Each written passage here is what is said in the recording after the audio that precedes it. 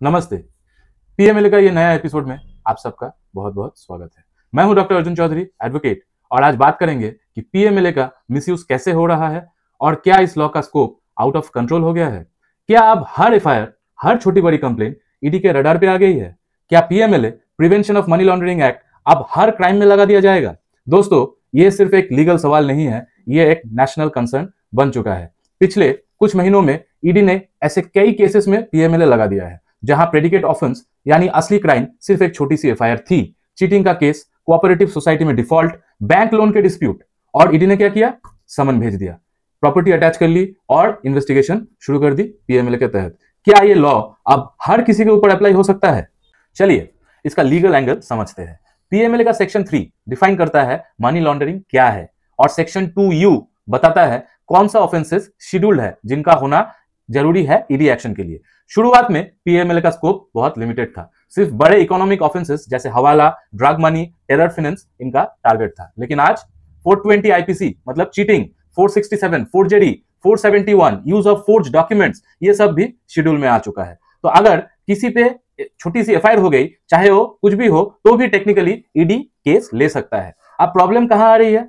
कई जगह ईडी बिना किसी स्ट्रॉन्ग एविडेंस के, बिना फाइनल चार्जशीट के पीएमएलए का केस इनिशिएट कर रही है। एक एग्जांपल ले लीजिए। एक कोऑपरेटिव सोसाइटी में 10 लाख का डिस्प्यूट हुआ, कंप्लेंट फाइल हुई और तुरंत ईडी ने नोटिस भेज दिया और प्रॉपर्टी फ्रीज हो गई।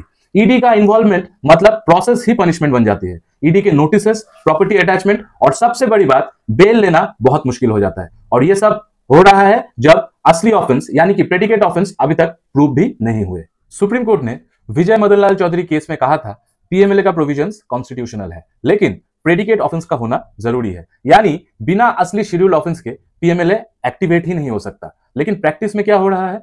ईडी कई बार एक बेसिक एफआईआर के स्टेज पर ही एक्शन ले रही है। इससे लीगल हरासमेंट होती है, लॉ का मिसयूज होता है और लोगों का सिस्टम पे से भरोसा उठ जाता है। इसलिए जरूरी है ये तो या तो पार्लियामेंट इस लॉ का स्कोप क्लियरली डिफाइन करे या सुप्रीम कोर्ट और स्ट्रिक्ट इंटरप्रिटेशन दे जिससे मिसयूज ना हो। आप लोगों के जानकारी के लिए बता दूं कि विजय मदन लाल चौधरी का फिर से रिव्यू पिटीशन फाइल हुआ है सुप्रीम कोर्ट में, जो कि अभी हियरिंग पेंडिंग है। तो हो सकता है कि विजय मदन लाल चौधरी का इंटरप्रिटेशन चेंज हो आने वाले टाइम पे, तो हमें सुप्रीम कोर्ट के जजमेंट पर अपने निगाहें टिका के रखनी चाहिए।